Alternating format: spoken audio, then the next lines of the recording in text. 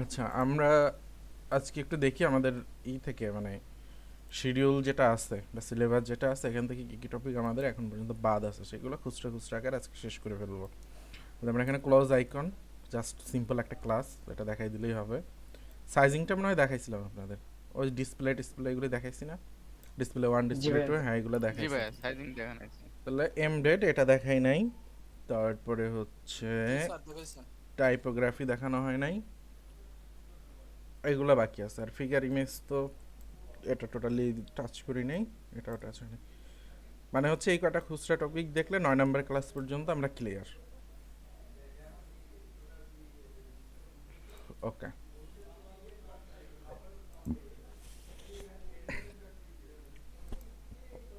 Close close button অনেক সময় দেখবেন আমি কার্ড দিয়ে ডিজাইন করি। দেখেন কার্ড বললাম, তারপরে বলি হচ্ছে কার্ড হেডার। এখানে মনে করেন এস ফর এক্সাম্পল কার্ড বলি,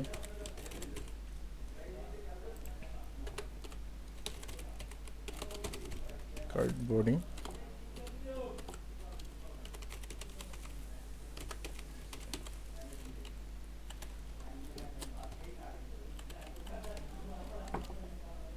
ওকে,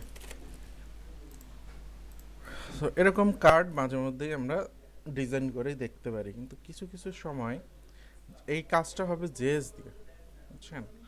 বাট আমরা ডিজাইন কীভাবে করবো? এখানে ক্রস বাটন থাকে, অনেক সময় দেখবেন এখানে ক্রস বাটন থাকে। আমরা যখন কোনো মডেলের কাজ করি, আমি দেখাইতে পারি আপনাদের।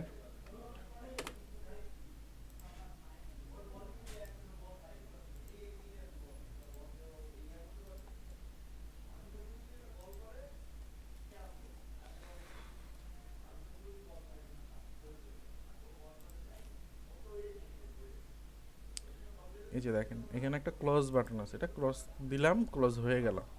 তো এই টাইপের বাটনগুলো কিভাবে ডিজাইন করবো আমরা? আমাদের এখন কাজ এটা না যে ক্রস দিলে ক্লোজ হয়ে যাবে, সেটা আমাদের কাজ না। আমাদের কাজ হচ্ছে ডিজাইনটা করা, যে আমরা এখানে ডিজাইনটা কিভাবে করব। ঠিক আছে, তো এই ক্লোজ বাটনটা কিভাবে নিয়ে আসবো? তো মনে করেন কার্ডের এই কর্নারে আমি ক্লোজ বাটনটা নিয়ে আসবো। এখানে এটা নিচে জায়গা বেশি কেন বলেন তো, বলতে পারেন? প্যাডিং বেশি বলে আমি তো কোনো প্যাডিং ইউজ করিই নাই, কিচ্ছু ইউজ করি নাই। দেখেন ভাইয়া ওটা মনে হয় সেন্টারে নাই। এটা হচ্ছে ভার্টিক্যালি ভার্টিক্যালি এটা সমস্যা হচ্ছে যতগুলো এইচ ট্যাগ আছে, ঠিক আছে, হেডার ট্যাগ, পি ট্যাগ, এইগুলোর নিচে বাই ডিফল্ট একটা মার্জিন থাকে। এই যে দেখেন 8 পিক্সেল বাই ডিফল্ট মার্জিন, এই মার্জিন কিন্তু কোনো জায়গায় দেয়া নেই, ঠিক আছে, বাই ডিফল্ট এটা থাকে। পি ট্যাগেরও নিচে এটা থাকে। তো এইটাকে নর্মালাইজ করে নিতে হয়। নর্মালাইজটা কিভাবে করে? এখানে আমি বলে দিলাম পি, কমা বলে দিই হচ্ছে H1, তারপরে S2, S3, S4, S5,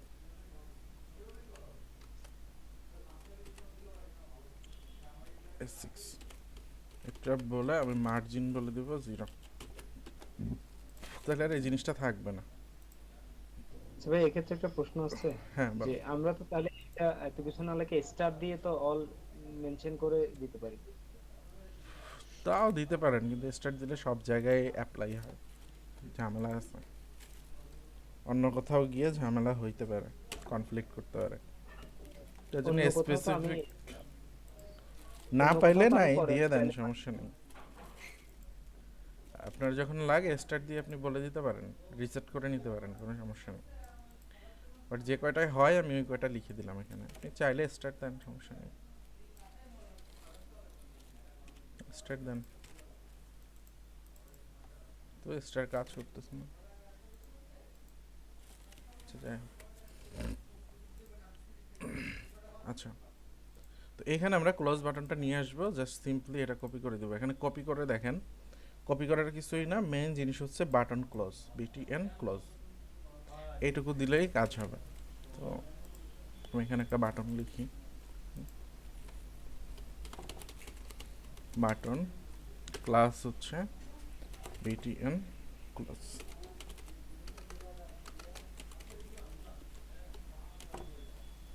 কাজ শেষ। দেখেন নিচে চলে আসছে, ঠিক আছে। তো এটাকে আপনি যেখানে পজিশন করবেন অ্যাবসলিউট করে সেখানে নিয়ে যাবেন, অথবা আমরা এখানে যেটা করতে পারি আর একটা রো নিতে পারি। রো নিয়ে এটা বলে দিলাম হচ্ছে এটা কলামটি 10 বলি, আর একটা বলি হচ্ছে কলামটি 2 এর ভিতরে বাটনটা থাকবে আর এটার ভিতরে এক্সাম্পল থাকবে। সো এটাও করতে পারি আমরা। আর এটা রাইটে নেওয়ার জন্য আমার বলতে হবে টেক্সট এন্ড। That's all.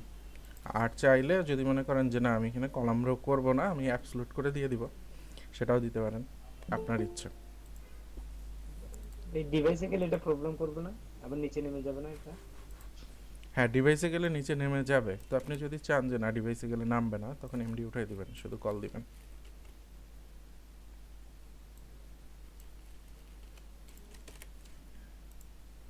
এই যে শুধু কল দিলে আর ভাঙবে না।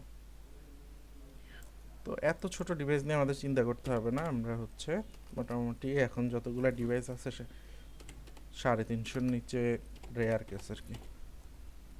তো 320ই ধরে নেন, আইফোন 4 টোরে যদি কেউ ইউজ করে। আইফোন 4, হ্যাঁ 4, 5 এগুলো মনে হয় 320। আইফোন কই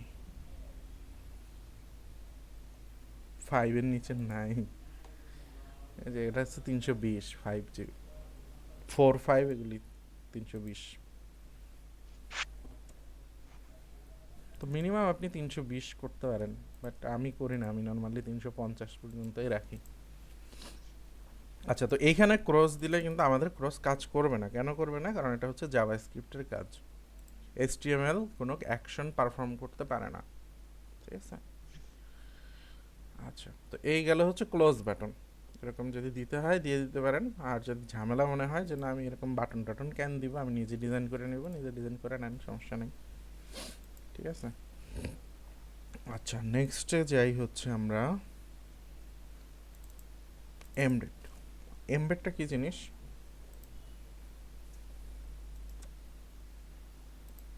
বলতে পারেন কেউ? কোনো ভিডিওকে করার জন্য, ভিডিও লিংকে এক্স্যাক্টলি, করার জন্য। এক্স্যাক্টলি। যে কোনো ভিডিও বা অন্য ওয়েবসাইটের যদি কোনো কন্টেন্ট আমরা আমাদের ওয়েবসাইটে দেখাইতে চাই, সেটাকে এমবেড করতে হয়, ঠিক আছে। তো এমবেডটার জন্য কিছু জিনিস আছে। এটা হচ্ছে রেশিও। এমবেড কই?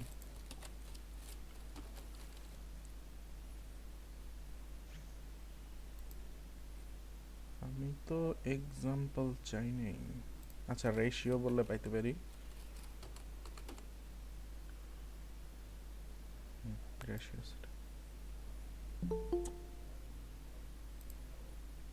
এটা করাইছিলেন ভাইয়া? রেশিও বিভিন্ন মাপের দেখাইছিলেন আপনি।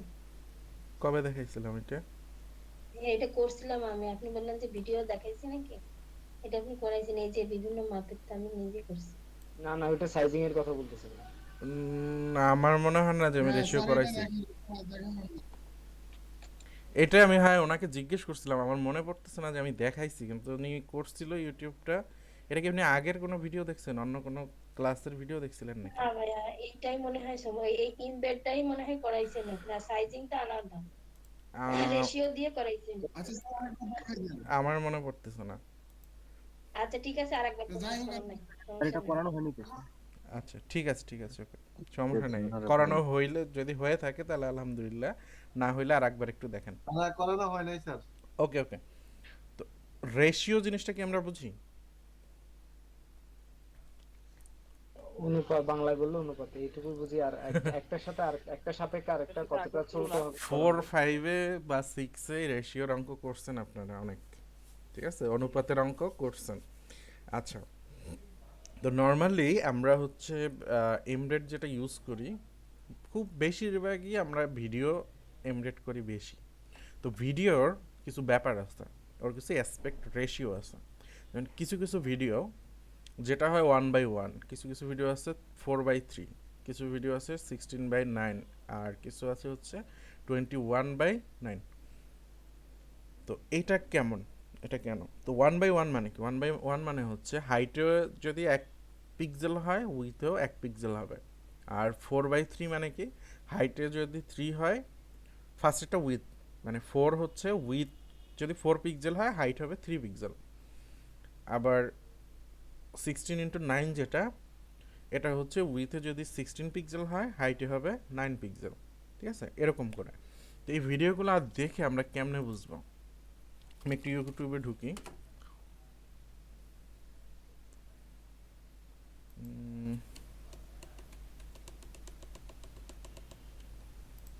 আপনারা একটা ভিডিও আনেন। আচ্ছা, এই ভিডিওটা দেখেন, এই যে ভিডিওটা আছে, এই ভিডিওটা কিন্তু রেশিও কম আছে, 4/3 আছে। ঠিক আছে, এটা আমি কিভাবে বুঝছি আপনাদের বলতেছি। আমি হচ্ছে হুমায়ুন আহমেদ নাটক একটা সার্চ দিই, দাঁড়ান।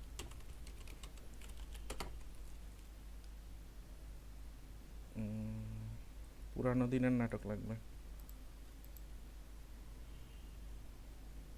কোথাও কেউ নেই। কোথাও কেউ নাই, ওকে।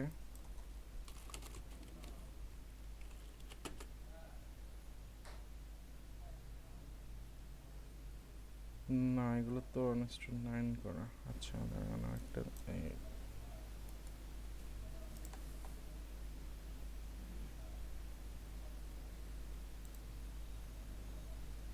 আচ্ছা, এটা দেখেন, এটা কিন্তু 4/3, অর্থাৎ আগের একদম সিআরটি মনিটরের যুগে চলে যান, তখনকার টিভিগুলোও ছিল এরকম রেশিওতে। হ্যাঁ, তো তারপরে আসলো আমাদের জন্য কি, মানে ওয়াইড স্ক্রিন আসলো।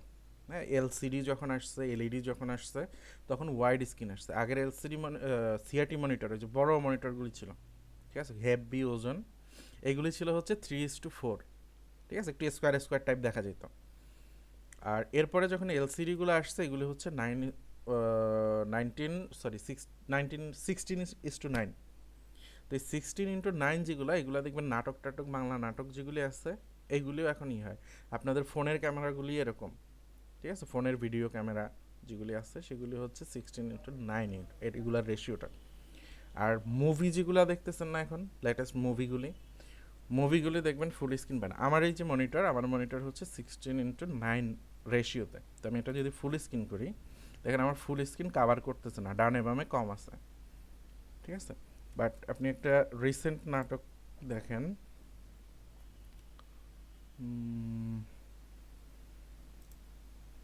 আলাই জানে এগুলোর জন্য আবার ঝামেলা করবে কিনা। আচ্ছা, এটা দেখেন, এটা কত বলতে পারবেন? এটা রেশিও 16:9 বললেন না? না, 16:9 যদি হইতো তাহলে আমার মনিটরের উপরে নিচে ব্ল্যাকটা থাকতো না। ঠিক আছে, একদম 21:9। এক্স্যাক্টলি, এটা হচ্ছে 21:9। এবং বর্তমানে যে মুভিগুলো হচ্ছে সেগুলো কিন্তু এই সেম রেশিওতে থাকে। ঠিক আছে, আর কি দেখবো, এটা দেখি, এটা কত, এইটা বলেন কত? এইটা 16:9, কারণ আমার ফুল যে উইন্ডো আছে, ফুল উইন্ডোটা কাভার করছে। ঠিক আছে, তো এই যে রেশিওটা, এই রেশিওটা আমরা ওয়েবের ক্ষেত্রে আমাদের মানে ওয়েবের দরকার পড়বে আপনি যখন কোনো ভিডিও এমবেড করবেন, তখন এই জিনিসটা দরকার পড়বে আপনার। যে তো এখন বলতে পারেন যে আমার ভিডিও যদি একটা হয়, এক সাইজে হয়, আর আমি রেশিও যদি অন্য সাইজে দেই, তখন ঝামেলা আসছে কিনা?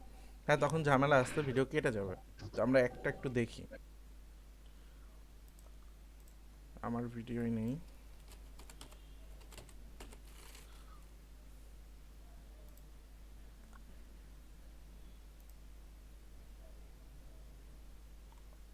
করেন, এখানে একটা ভিডিও আছে,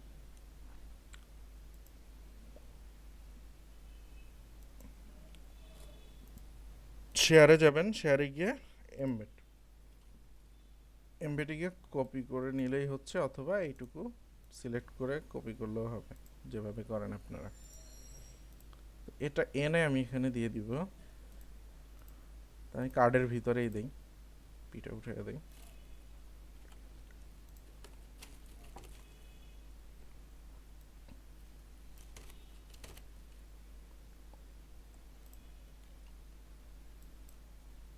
তো দেখেন এখানে ভিডিওটা চলে আসছে, ক্রপ কাট হয়ে গেছে, সমস্যা নেই, কাট হয়ে গেল, ওইটা আলাদা হিসাব।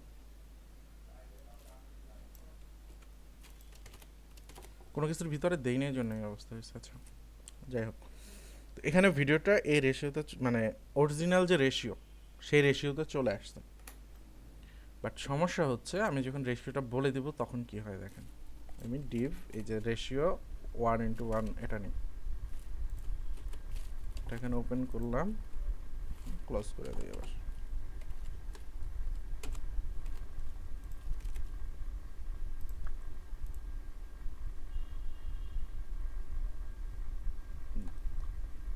দেখেন ভিডিওটা স্কোয়ার হয়ে গেছে, দেখছেন কেটে।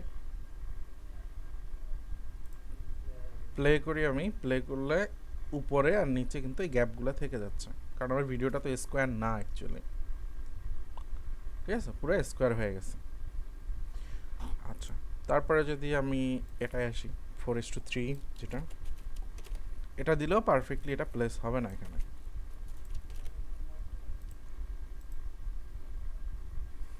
দেখেন 4:3, তাও ডানে বামে কাটা পড়ে গেছে, এবং ভিডিও প্লে করলেও উপরে নিচে, এই যে উপরে নিচে গ্যাপ রয়ে যাচ্ছে অনেক।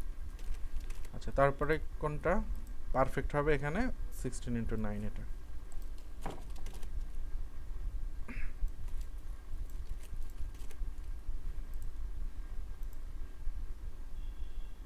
দেখেন 16:9-তে 9-এ একদম পারফেক্টলি বসে গেছে, কোনো জায়গায় কোনো ক্রপ নাই, একদম 100% উইথ গেছে।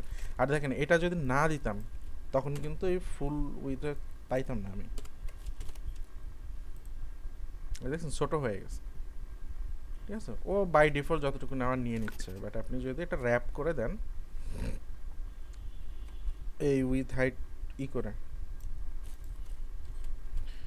তো উইথ হাইট এরকম আমাদের দেওয়ার প্রয়োজন পড়ে না, যখন আপনি রেশিওটা ইউজ করবেন উইথ হাইট না দিলেও কোনো সমস্যা নাই।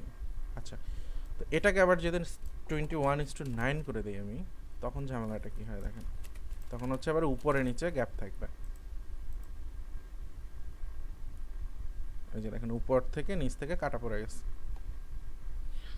তো ভিডিও আপনার কোনটা কোন রেশিওতে আছে সেই রেশিও বুঝে যদি আপনি এখানে রেশিওটা দিয়ে দিতে পারেন তাহলে পারফেক্ট ম্যাচ হবে, বাট এটা এতটা ইম্পর্টেন্ট কিছু না, মানে লাস্ট কথা হচ্ছে এটা এতটা ইম্পর্টেন্ট কিছু না, ঠিক আছে। বাই ডিফল্ট সবগুলো যদি 16:9 দিয়ে দেন বাই ডিফল্ট, তাহলে এভরিথিং উইল বি পারফেক্ট, ঠিক আছে, যে কোনো ভিডিওর ক্ষেত্রে। বলেন। এমবেডেড থেকে যদি আমরা উইথ হাইট যদি কেটে ও দিই আচ্ছা, তাহলে এটা যদি কেটে দেই না, ওকে,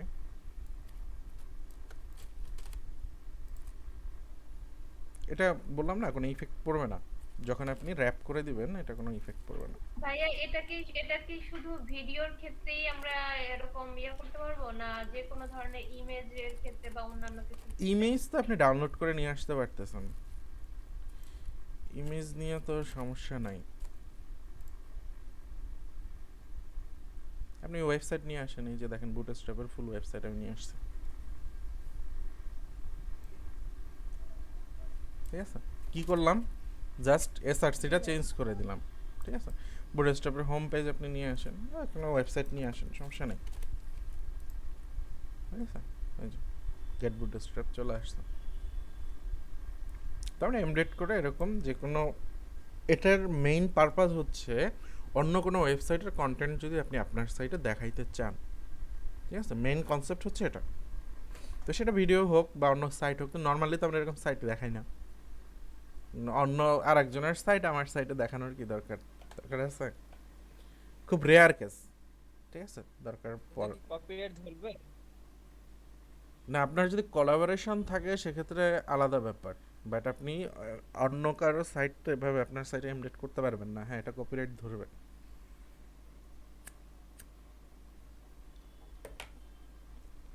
ইভেন চাইলে নিজের সাইট আনলে ভাই নিজের সাইট আনতে নিজের পারতেন সাইট না। আনেন, সমস্যা নেই তো।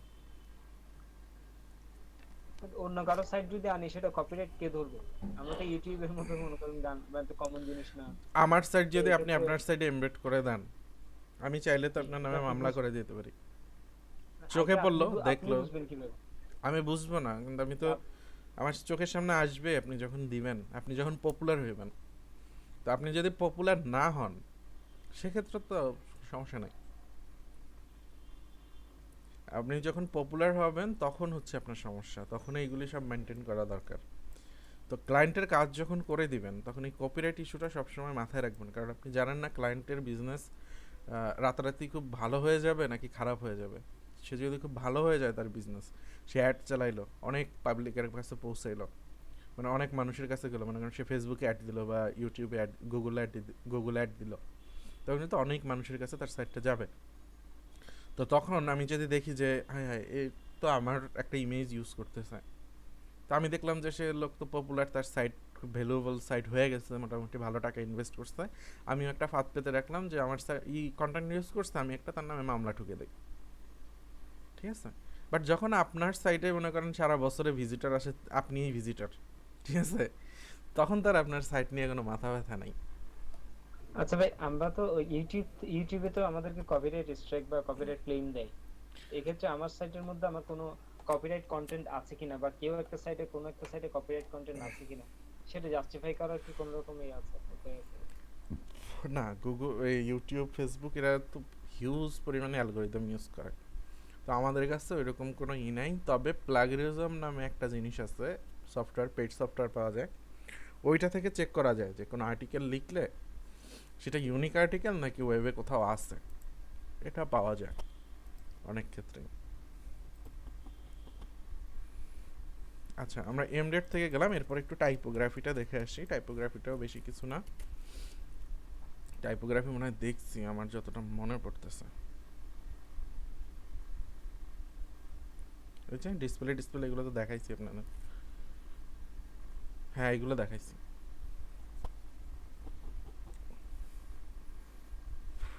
এগুলো ইম্পর্টেন্ট কিছু, তেমন কিছু না, কারণ এর ভিতরে ওই যে বলছিলাম আপনাদের ইউ ট্যাগ দেওয়া, তারপরে আন্ডারলাইন করবেন কীভাবে, ডিলিট কীভাবে করবেন, এটা এসটিএমএল ট্যাগ দিয়ে করতে পারেন।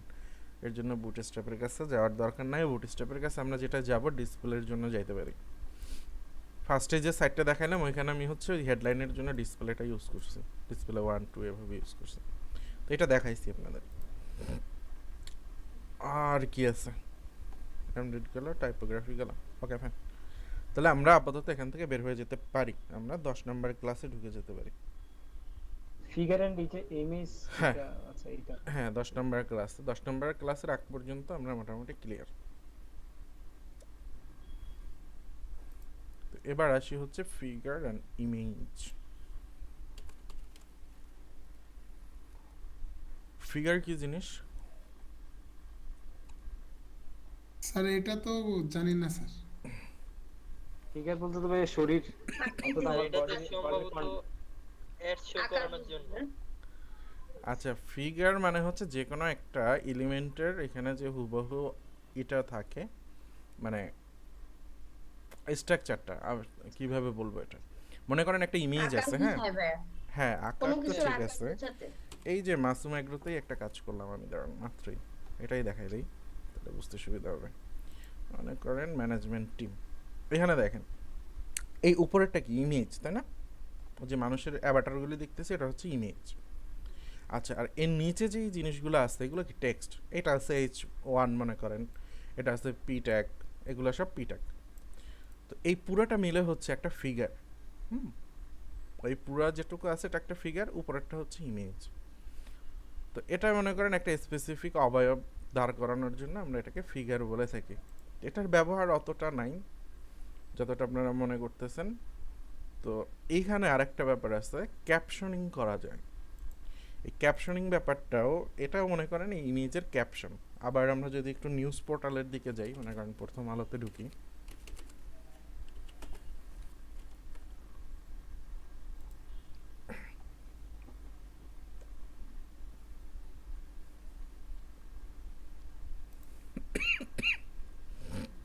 এখানে দেখেন উপরে হচ্ছে যে মার্ক জুকারবার্গের একটা ছবি এবং সাথে হচ্ছে এখানে একটা ছবির টাইটেল। তো এই টাইটেল সহ আমরা যেটা দেখতেছি এই পুরোটা হচ্ছে আমার একটা ফিগার হিসাবে বুটস্ট্র্যাপে ইউজ করা যায়। ঠিক আছে, মানে দুইটা অবিচ্ছেদ্য অংশ। এখানে দেখেন এই যে ফিগার বললাম, আমি ফিগার বলে এখানে একটা ইমেজ দিলাম, সাথে একটা ক্যাপশন দিয়ে দিলাম। ঠিক আছে, তো এটা যে আমারই আপনার ফিগার দিয়েই করতে হবে এমন কোনো কথা নাই। আপনি চাইলে এটা আলাদা করেও করতে পারেন, যেখানে ইমেজ দিছেন নিচে আপনি একটা পি ট্যাগ দিয়ে বা স্মল ট্যাগ দিয়ে ক্যাপশনটা লিখে দিলেন, সেভাবেও করতে পারেন। বাট যখন দুইটা এলিমেন্ট, যেমন মানে এটা হচ্ছে হেডলাইন আর উপরে হচ্ছে ইমেজ, দুইটা এলিমেন্ট একসাথে মিলতেছে, সবগুলোকে আমরা একটা ফিগার বলতেছি। বুঝতে পারছেন আইডিয়াটা? সংজ্ঞা দিতে পারলাম না, বুঝাই দিলাম। কনসেপ্ট ক্লিয়ার হয়েছে এটা বলেন? জি স্যার। তাইলে হয়েছে, সব জিনিসের সংজ্ঞা মুখস্থ থাকে না। আচ্ছা, তো আমরা হচ্ছে এটাই কপি করি। ঠিক আছে, আমি ক্লাসগুলো বলে দিতেছি। আচ্ছা, এখানে ফিগার আসছে, আমি এখানে ইমেজটা নিয়ে আসি। আমাদের ইমেজ আছে অ্যাসেটস আইএমজি, কত আছে, ওয়ান জিপিজি আছে। ওকে, তো দেখি কি অবস্থা এখানে। এই যে দেখেন, তো এখানে কি কাজ হয়েছে, ফিগার আমি একটা ট্যাগ নিলাম, এটা HTML এর ট্যাগ, আর বুটস্ট্র্যাপের ক্লাস হচ্ছে ফিগার। ওকে, তো এর ভিতরে কি করলাম, আমি একটা ইমেজ দিলাম, অ্যাজ ইউজুয়াল ইমেজ যেরকম দিছি, ইমেজের ক্লাসগুলি আমরা দেখব। ঠিক আছে, এখানে স্পেশাল যেটা দিতে হয় ফিগার ইমেজ, এটা আপনি দিয়ে দিতে পারেন, আর না দিলেও তেমন কোনো উল্লেখযোগ্য সমস্যা নাই। ঠিক আছে, দিলে একটু ডিজাইনটা সুন্দর হয়, এটা হচ্ছে কথা। সুন্দর হয় কীরকম, এই যে একটু প্যাডিং ট্যাডিং দিয়ে ও কাজটা করতেছে। এটার সিএসএসটা আমরা দেখেও নিতে পারি যে সিএসএস এর ভিতরে কি লিখছে, কীভাবে সিএসএস দেখে। এই যে দেখেন, মার্জিন বললাম না যে একটু মার্জিন টার্জিন দিয়ে দিবে, এটাই আর কিছু না। মার্জিন বটম দিছে 5 ফ্রেম, লাইন হেড দিয়ে দিছে 1, এইটুকুই এর ভিতরে সিএসএস আছে। আচ্ছা, তারপরে কি গেল, এরপরে হচ্ছে ক্যাপশন, ফিগ ক্যাপশন, এটাও HTML এর ট্যাগ, আর বুটস্ট্র্যাপের ক্লাস হচ্ছে figure caption. Text end start এগুলি তো আপনি করবেন। আমি যদি প্রথমে চাই আমি স্টার্ট দিব, এই যে সেন্টারে চাইলে আপনি সেন্টার দিবেন।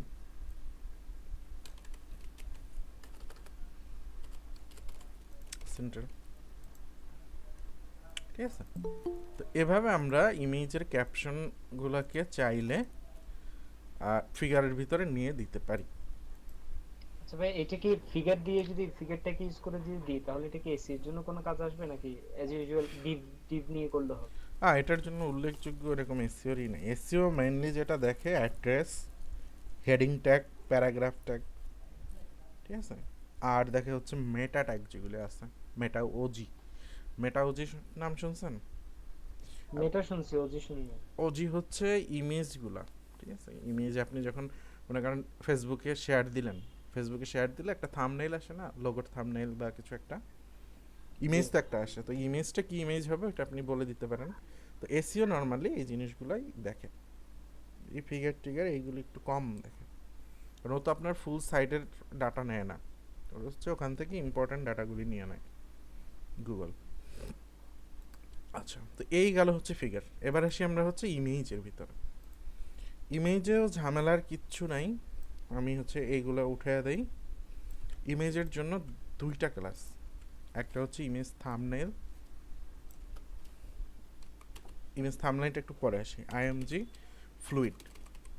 আচ্ছা, আইএমজি ফ্লুইড আমি যখন দিব সেটা হচ্ছে 100% উইথ হয়ে যাবে, অর্থাৎ আপনার ডিপ যতটুকু ঠিক ততটুকু। তাহলে বলতে পারেন যে ডানে বামে গ্যাপ কোথা থেকে আসছে, ডানে গ্যাপটা হচ্ছে আমার কার্ডের প্যাডিং আছে, এই যে দেখেন কার্ডবোর্ডিতে একটা প্যাডিং দেওয়া আছে, সেই প্যাডিংটা। আদারওয়াইজ এই যে প্যাডিংটা উঠাই দিলাম, 100% উইথ চলে আসছে। ঠিক আছে, এটা হচ্ছে ইমেজ ফ্লুইডের কাজ, 100% উইথ করা। আর যদি ইমেজ থাম্বনেইল দেই, থাম্ব THUMBNAIL থাম্বনেইল, বা তাও বানানো হয় নাই। ওকে, থাম্বনেইল দিলাম। এবার ইমেজটা দেখেন থাম্বনেইল হয়ে গেছে। থাম্বনেইল মানে কি, এই যে দেখেন চারপাশে একটু বর্ডার টর্ডার দিয়ে আসছে, এটা হচ্ছে থাম্বনেইলের কাজ। এবং থাম্বনেইলের ইমেজটাও 100% উইথ হবে। এই যে দেখেন থাম্বনেইলের কাজ কি, প্যাডিং দিছে, একটু ব্যাকগ্রাউন্ড কালার দিছে, বর্ডার দিছে, বর্ডার রেডিয়াস করছে, ম্যাক্সিমাম উইথ 100%। ঠিক আছে, হাইটটা অটো। এটা হচ্ছে থাম্বনেইলের কাজ। আচ্ছা, এরপরে আর কিছু জিনিস আছে, যেমন একটু গোল টোল করা, রাউন্ড করা, সেগুলি দেখতে পারি আমরা, কিন্তু সেটা নাই। কেন নাই এখানে? রাউন্ডেড দিলে তো রাউন্ড পিকচার হওয়ার কথা। পিকচার ট্যাগটা কি কোনো কাজ আসে? হ্যাঁ, পিকচার ইমেজের বদলে এখন অনেকে পিকচার ইউজ করে, বাট স্পেসিফিক কি রিজন আছে আমি এটা জানি না, সহজ কথায়। বুঝতে পারছি? তো এই গেল হচ্ছে ইমেজ। ইমেজেও তেমন কিছু উল্লেখযোগ্য নাই, এগুলো আপনারা জানেন। জাস্ট ইমেজ থাম্বনেল অথবা ইমেজ ফ্লুইড এটা ইউজ করবেন, কাজ শেষ। আচ্ছা, এরপর আসি হচ্ছে টেবিলে। টেবিলে ঢুকলে আজকে দিন শেষ।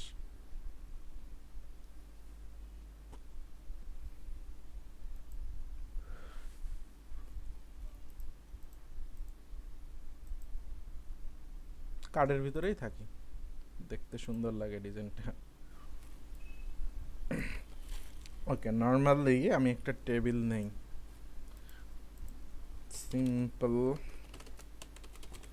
HTML table image. কোনটা নিব বলেন?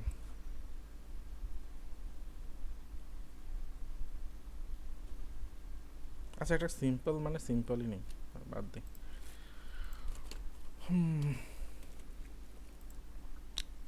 টেবিল সার্চ দিলে আমরা টেবিলের ইগুলি পেয়ে যাব।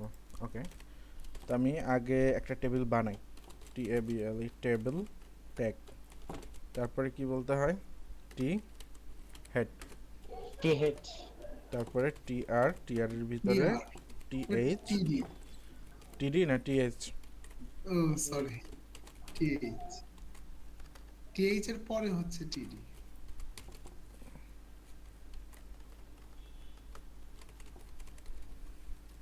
ওকে, তো আমি হচ্ছে এটা করলাম, ফাইন। এরপরে আমি 2-3টা ডাটা ঢুকাই। ডাটা কোথায় ঢুকাবো? টি বডির ভিতরে, তাই না? টি বডি।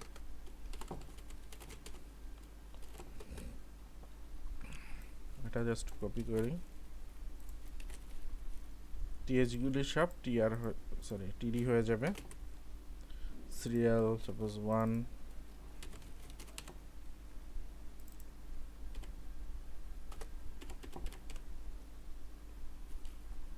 স্যার এটা কি অটো রিনেম এক্সটেনশন? কি এক্সটেনশন? বলছি যে ওই যে এটা কি অটো রিনেম এক্সটেনশন নাকি? কোনটা কোনটা বুঝতে পারিনি আপনার কথা। ওই যে আপনি ইউজ করেন যে এটা টিএস থেকে টিডি হয়ে গেল। ও আচ্ছা, না এটা কোনো এক্সটেনশন না, এটাই তো বিল্ট ইন ফিচার।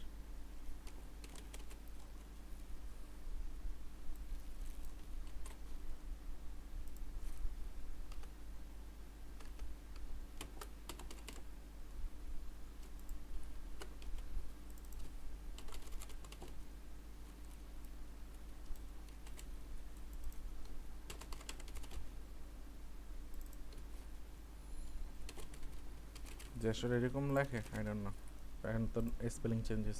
আচ্ছা, এই হচ্ছে HTML এর বাই ডিফল্ট যে টেবিল, সেই জঘন্য টেবিল, যেটাকে কোনোভাবেই টেবিল হিসেবে মনে হয় না আমাদের, তাই না? আচ্ছা, সবগুলি 2 3 4 হবে। ওকে, কোনো সমস্যা নাই, করে দিচ্ছি। ওকে, এই হচ্ছে HTML এর বাই ডিফল্ট টেবিল, ফাইন। এটা দেখেন, জাস্ট একটা ক্লাস আমি এখানে ইউজ করব এই টেবিলের ভিতরে। ক্লাস বলবো হচ্ছে টেবিল, এটা বুটস্ট্র্যাপের ক্লাস। একবারে দেখেন কত সুন্দর হয়ে গেছে সবকিছু, তাই না?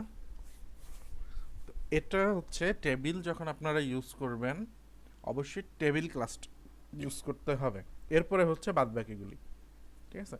এখন এখানে বর্ডার আছে টেবিলে, মানে উপরে নিচে বর্ডার আছে, ডানে বামে নাই। তো এই বর্ডার সম্পূর্ণ যদি আমি রিমুভ করে দিতে চাই, তাহলে আমাকে বলতে হবে table, borderless. Yes, table borderless. So সবগুলি বর্ডার চলে আসছে। আর যদি চাই আমি যে না সব জায়গায় বর্ডার থাকবে, তখন আমরা বলবো টেবিল বর্ডার।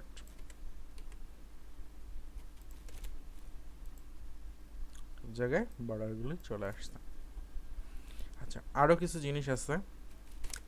একটা মনে করেন বর্ডার থাকলো, আমি চাইতেছি যে প্রত্যেকটা রো, অড রোগুলি আলাদা শো করবে আর এগুলি আলাদা শো করবে। এটার জন্য স্ট্রিপ ইউজ করা যায়, টেবিল STRIPED, টেবিল স্ট্রিপ। এই যে দেখেন, একটা রো এক কালার, আর একটা এক কালার, আর একটা এক কালার, আর একটা এক কালার, অর্থাৎ অডগুলি এক কালার আর ইভেনগুলি এক কালার। ঠিক আছে? তো এরকম যদি একটু স্ট্রিপ করা থাকে বুঝতে সুবিধা হয়, মানে লাইনটা ধরতে সুবিধা হয়, ইউজার ফ্রেন্ডলি হয়। আচ্ছা, এর সাথে আরেকটা কাজ করা যায় না, যে আমি যখন যেই ইসের ভিতরে, মানে যেটার ভিতরে আমি মাউস নিব সেটা হাইলাইটেড হয়ে থাকবে, সেটাও করা যাচ্ছে। তার জন্য আপনার বলতে হবে টেবিল হোভার।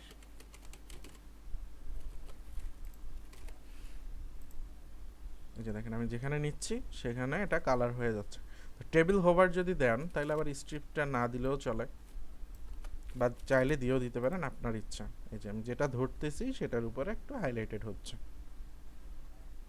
আচ্ছা, এইগুলি হচ্ছে টেবিলের বেসিক। আচ্ছা, আর একটা জিনিস আছে, সেটা হচ্ছে রেসপন্সিভের ব্যাপার আছে।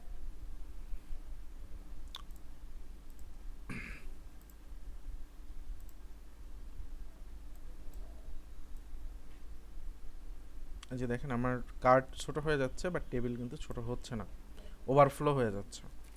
তো এটাকে রিমুভ করার জন্য আমরা বলতে পারি টেবিল রেসপন্সিভ।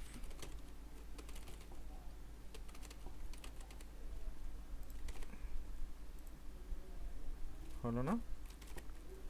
TABLERESPONSIV, রেসপন্সিভ হওয়ার তো কথা ছিল, হলো না কেন? একটা মিনিট দেখি রেসপন্সিভ কাজ করছে কিনা। কার্ডবোর্ডই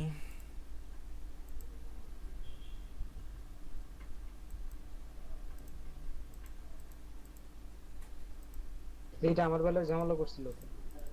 আচ্ছা, W100 দিয়ে দিতাম না? আচ্ছা, W100 এইটা না, W100 দিতে হবে কার্ডবোর্ডে।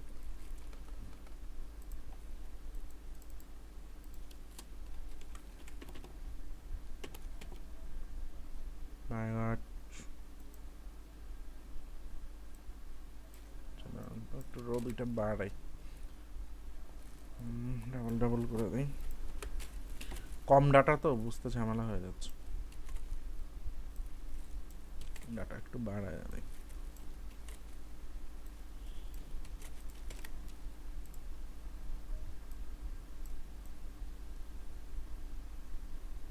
ওকে, এর জন্য আমাকে যেটা করতে হচ্ছে, বডির ভিতরে বডি ওভারফ্লো এক্স হিডেন।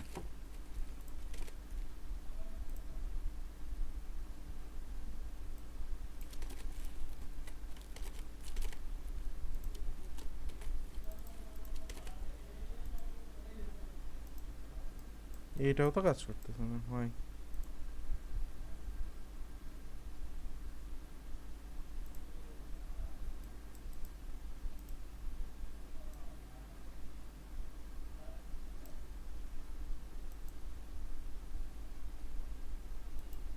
দেওয়া ওজন না দেওয়া তো একই কথা। দাঁড়ান।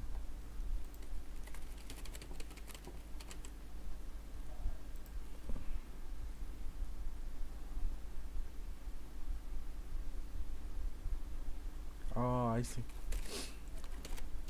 गलती हो गई। টেবিল রেসপন্সিভ আগে যেটা সেটা বলে দেই, বুটস্ট্র্যাপ 4-এ টেবিল রেসপন্সিভ এখানে বলে দিলে হইতো, বাট এখন যেটা করতে হয় সেটা হচ্ছে টেবিল রেসপন্সিভটা এখানে বললে হয় না, একটা আলাদা ডিভ নিয়ে টেবিল রেসপন্সিভটা বলে দিতে হয়। মানে টেবিল রেসপন্সিভ ডিভের ভিতরে আপনার টেবিলটা থাকবে।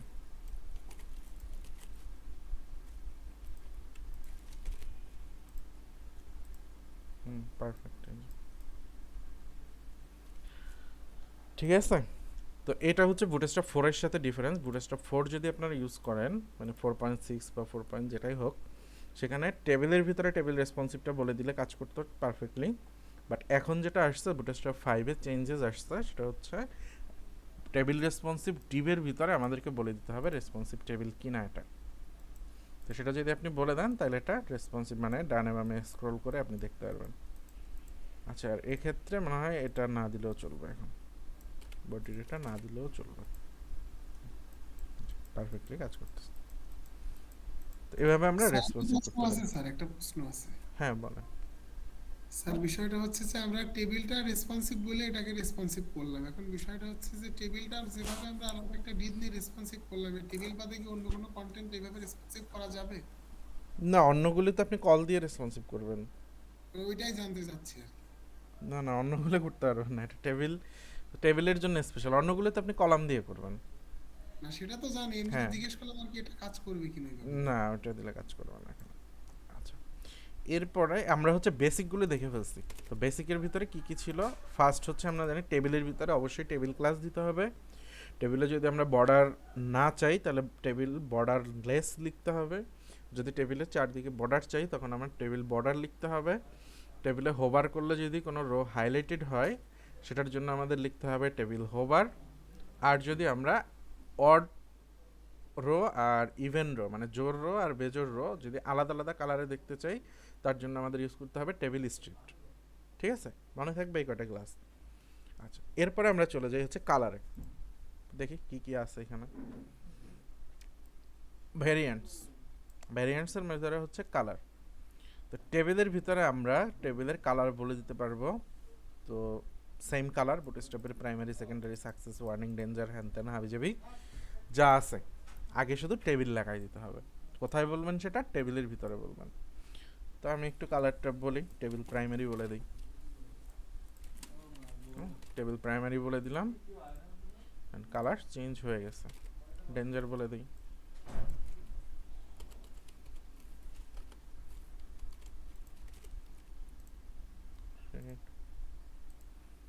পুরো লাল হয়ে গেছে। তো এভাবে হচ্ছে আমরা কালার চেঞ্জ করতে পারি টেবিলের। আচ্ছা, এটা গেল হচ্ছে কালার। সবগুলা দেখাইলাম না, কালার আপনারা জানেন। ও আচ্ছা, এটা তো গেল ফুল টেবিলের। এখন আমি কোনো স্পেসিফিক রো এর জন্য যদি কালার চাই সেটাও আমি বলে দিতে পারি। ক্লাস টেবিল ডেঞ্জার, দেখেন এটা ডেঞ্জার হয়েছে। স্পেসিফিক ডাটার জন্য যদি আমি চাই সেটাও দিতে পারবো। তো আপনি মনে করেন এই যে মাসুম, এটাই দিয়ে দিলাম টেবিল। এটা কি দিব, ওয়ার্নিং দিই।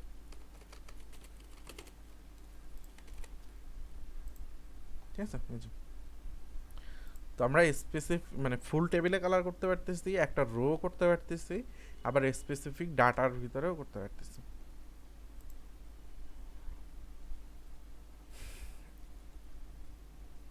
টেবিল স্ট্রিপ্ট এটা আমরা দেখছি। আচ্ছা, টেবিল ডার্ক, এটা যে কালার দেখতেছেন দেখে ভয় পাওয়ার কিছু না, এটা হচ্ছে ডার্ক টেবিল, এটা তো একটা কালার। হোভারেবল রোজ এটাও আমরা দেখছি, এই যে টেবিল হোভার। তারপরে ডার্কের ভিতরেও হোভার দিতে পারবো। ঠিক আছে। আচ্ছা, এরপর একটা আছে হচ্ছে অ্যাক্টিভ। টেবিলের কোনো ডাটা যদি অ্যাক্টিভ মানে ওইটা হাইলাইটেড করতে হয় সেটা আপনারা করে দিতে পারেন। অর্থাৎ হোভারে যেই কালারটা দেখায় সেই কালারটা যদি দেখাইতে চান তাহলে টেবিল অ্যাক্টিভ বলতে হবে। যেমন এখানে আমি বলে দিতে পারি টেবিল অ্যাক্টিভ। দেখেন এটা হোভার কালার যেটা সেই কালারটা দেখাচ্ছে। এই আর কিছুই না, এই শেষ টেবিল। বর্ডার, আচ্ছা বর্ডারের কিছু কালারের ব্যাপার আছে। টেবিল তো বর্ডারটা আমরা দেখছি, বাট এখন বর্ডারটা কি কালারের হবে সেটা বর্ডারের কালার বলে দিলেই হচ্ছে। আমরা যাই এখানে টেবিল বর্ডার তো আছে, বর্ডারের কালার আমি বললাম প্রাইমারি। দেখেন বর্ডারের কালারটা প্রাইমারি কালার হয়ে গেছে। উইদাউট বর্ডার হচ্ছে বর্ডারলেস, এটা দেখছি আমরা বর্ডারলেস ডার্ক। ওকে, স্মল টেবিল। আচ্ছা, স্মল টেবিল, এই টেবিলটা দেখেন এখানে প্যাডিং আছে না, প্যাডিংগুলি একটু বেশি বেশি মনে হয় না? তো অনেক সময় আমাদের দরকার পড়ে যে এত প্যাডিং লাগবে না। এটার প্যাডিং হচ্ছে সব দিকে মানে চারদিকে প্যাডিং হচ্ছে 0.5 রেম, 0.5 রেমের 8 পিক্সেল করে। ঠিক আছে।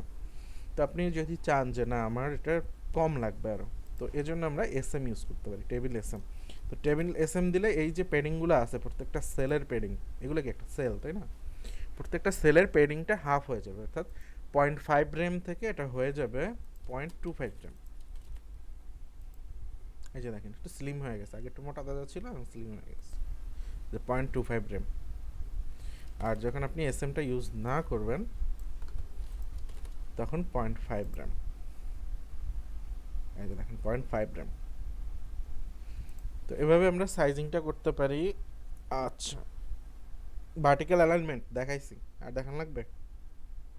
ভাইয়া এই যদি কোনো একটা টেবিল হেডের দিক দিয়ে আমি এক্সট্রা করে উইথ মানে উইথটা বাড়াতে চাই, ওইটা বুটস্ট্র্যাপ আপনারা কিছু করতে পারবে না। আচ্ছা, বাড়াইতে পারবেন উইথের জন্য কয়টা ক্লাস আছে?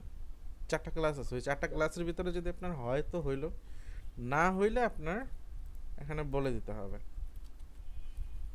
উইথ বলে দিলাম আমি 50 পিক্সেল, ঠিক আছে, যেটা 50 পিক্সেল হয়ে গেছে এখন। আর যদি আপনার মনে হয় যে না আমি উইথের জন্য ক্লাস ইউজ করব, তো সেটা ইউজ করেন। তাহলে ক্লাস ইউজ করলে 4টা ক্লাস আছে, আমি 25 দিয়ে দিই, তো খুবই অড এখানে স্টাইল লাগবে। লিখতে হবে না ভাইয়া উইথ বসানোর জন্য? না, ও আচ্ছা হ্যাঁ, স্টাইল লিখে দিতে পারেন, আর শুধু উইথ বলেও দেওয়া যায়। ইমেজের উইথটা আমরা কিন্তু স্টাইল না দিয়ে ডিরেক্টলি উইথ বলে দিতে পারি। তারপরে আই ফ্রেমের ভিতরেও বলে দিতে পারি ইমেজের ভিতরে। আর টেবিলের ভিতরে আমরা টেবিলের ডাটা যেখানে আছে বা টেবিল ড্র আছে সেখানে ডিরেক্টলি উইথ ইউজ করতে পারি স্টাইল ছাড়া। আর আপনি চাইলে স্টাইল দিয়েও দিতে পারেন। এই যে দেখেন 25% উইথ সে নিয়ে নিছে একাই। তো উইথ চাইলে এভাবে আপনারা দিতে পারি, সমস্যা নেই। স্যার বুট স্ট্র্যাপে টেবিলে কি মার্চ করা যায় না? কি মার্চ করতে চাইতেছেন আপনি? সেল মার্চ করবেন? স্যার দুইটা কলামকে একসাথে বা দুইটা রোকে একসাথে। হ্যাঁ, করা যাবে তো। ওর সাথে তো বুটস্ট্র্যাপের কোনো সম্পর্ক নেই। জি কল স্প্যান এটা তো HTML এর অ্যাট্রিবিউট, এর সাথে বুটস্ট্র্যাপের কিছু না।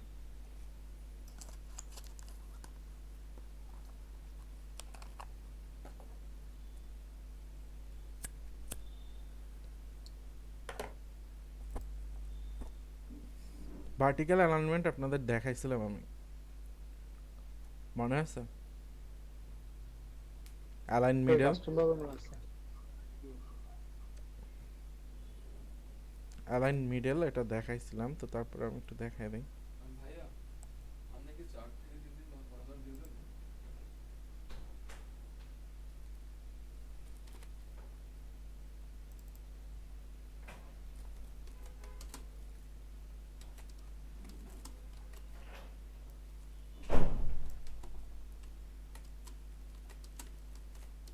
আমার ভয় লাগে হচ্ছে স্ট্যাটিক টেবিলের জন্য, অনেক লিখতে হয়। আচ্ছা, এখানে দেখেন, এইখানে আমরা চাইলে বুটস্ট্র্যাপের ক্লাস ইউজ করে এগুলার ভার্টিক্যাল অ্যালাইনটা ঠিক করতে পারি।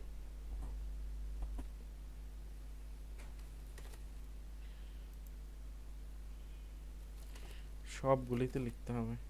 ওকে, সবগুলি যদি লিখতে হয়, বুদ্ধি আমার কাছেও আছে।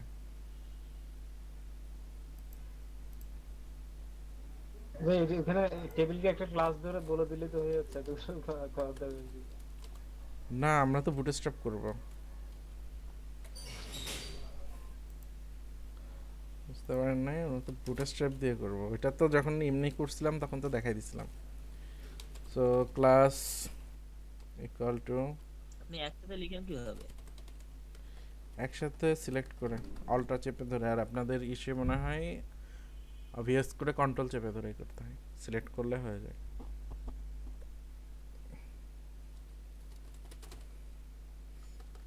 টেবিল না, এটা হচ্ছে ভার্টিক্যাল অ্যালাইন, না কি ছিল, align middle maybe, ALIGN align MIDDL। এইটা একটু ঝামেলা করতেছে।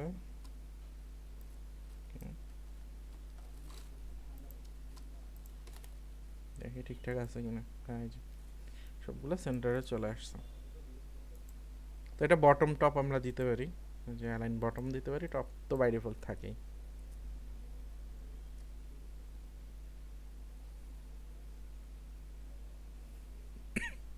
টেবিল ফুট ক্যাপশন এগুলি আর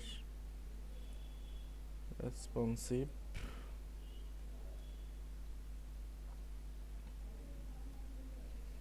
এখানে আর উল্লেখযোগ্য আপনাদের কিছু নাই।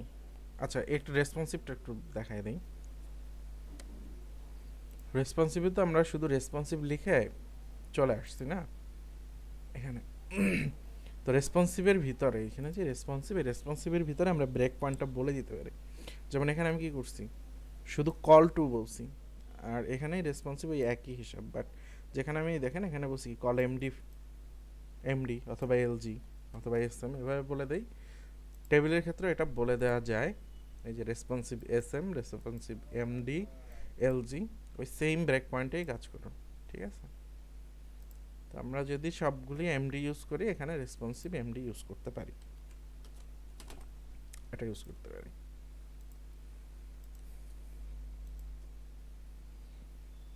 তো তখন কি হবে, এমডি ডিভাইসে গিয়ে রেসপন্সিভ হবে, তার আগে রেসপন্সিভ হবে না। তো আমার তো এখানে ডাটা এই যে দেখেন এখানে রেসপন্সিভ কিন্তু হয় নাই, 68-তে চলে গেছে। যখন 67 থাকবো তখন একরকম, আর 68-তে গেলে আর কিন্তু রেসপন্সিভ নাই। তো এক্ষেত্রে আমি যেটা বলি সেটা হচ্ছে টেবিলের ক্ষেত্রে এই ব্রেক পয়েন্টটা না দেওয়া উত্তম, কারণ এই টেবিলের ডাটাগুলি ম্যাক্সিমাম আপনারা যখন কাজ করবেন ডাটাগুলি হবে ডাইনামিক ডাটা। তো আপনি জানেন না যে এটা ডাটাটার লেন্থ কত বড় হবে, অর্থাৎ টেবিলটার উইথ কতটুকু হবে। তো এইখানেই দেখেন আমি যদি এটা এলজি দিতাম তাহলে ঠিকঠাক মনে হয় কাজ করতো, বাট এমডি দেওয়ার কারণে এটা ঝামেলা হয়ে গেছে। তো বেটার আমি যদি এখানে কোনো কিছু না দিই তো অটোমেটিক্যালিও ডিটেক্ট করে নিবে, যখনই ঝামেলা হবে তখনই ও কাজ করবে। আর যদি এটা এমডি বলে দিলাম, এমডি রাখ পর্যন্ত ঠিকই কাজ করছে, এমডির পরে আর কাজ করে নাই। এলজি দিয়ে দেখি,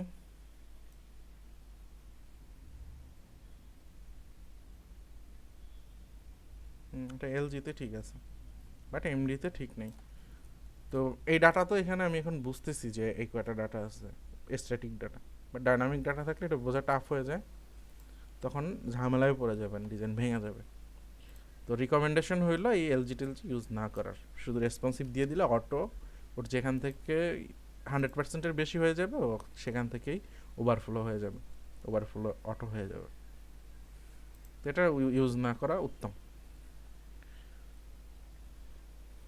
বলেন কারো কোনো কোশ্চেন আছে ক্লাস রিলেটেড?